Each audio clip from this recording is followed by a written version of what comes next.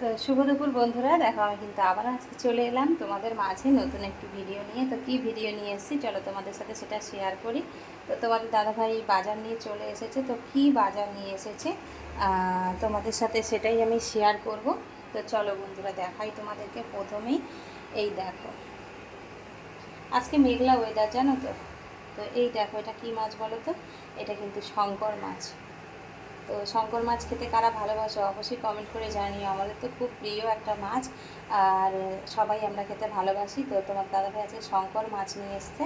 তো এই মাছটা শুধু মাংসের মতন করে রান্না করে, তোমরা তো জানোই, আর ওরকমই করব কষা কষা করে।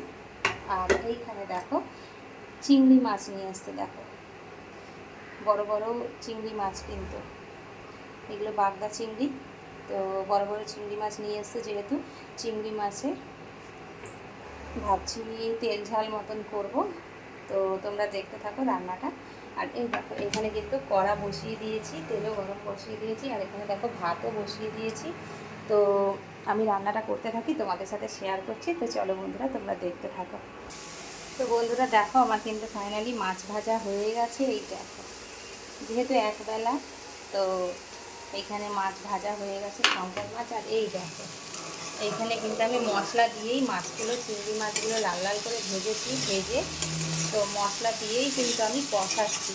তো মশলা দিয়ে কষালে কী হয় বলো তো, খুব সুন্দরভাবে ভেতরে মশলাটা মিশে যায়। তো মাছের ভিতরে ঢুকলে কিন্তু খেতে দারুণ লাগে, তাই না?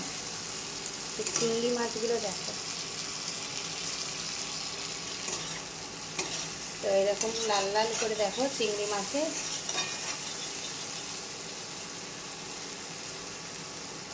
গ্রেভি করবো। তো কীরকম লাগছে দেখতে। তো বন্ধুরা দেখো, চিংড়ি মাছ কিন্তু আমার কমপ্লিট রেডি হয়ে গেছে। তো দেখতে কীরকম হয়েছে অবশ্যই কমেন্ট করে জানিও। আর দেখো, তার সাথে কিন্তু এখানে শঙ্কর মাছের যে ঝাল করবো, দেখো এইখানে কিন্তু কষাতে বসিয়ে দিয়েছি। এখানে মশলা কষাচ্ছি, এর মধ্যে আদা রসুন সবই তো লাগে শঙ্কর মাছে, তোমরা জানোই।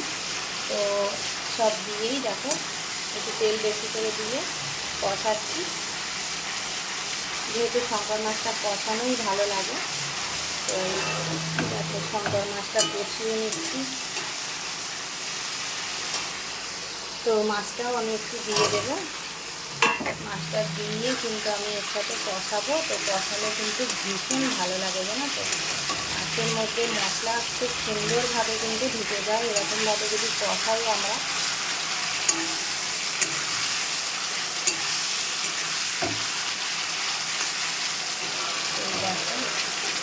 কষানো হচ্ছে মাংসের মতন করে, যেহেতু শঙ্কর মাছ আমাদেরকে রান্না করতে হয়। তো এইভাবে কষিয়ে নিলে খুবই ভালো লাগে। দেখেছো, পুরো যেন মনে হচ্ছে মাংস রান্না করছি, তাই না বন্ধুরা? তোমরা কারা কারা এরকমভাবে রান্না করো অবশ্যই কমেন্ট করে জানিও। আমি তো শঙ্কর মাছ এরকমভাবেই রান্না করি, তো খেতে দারুণ লাগে। তাই তো বন্ধুরা দেখো, শঙ্কর মাছ কিন্তু রেডি হয়ে গেছে। তো দেখতে কীরকম লাগছে দুটো মাছ অবশ্যই কমেন্ট করে জানিও কিন্তু। তো আর কারা কারা খেতে চাও চলে আসো। তো চলো বন্ধুরা, আজকের ভিডিওটা আমি এই পর্যন্তই রাখছি।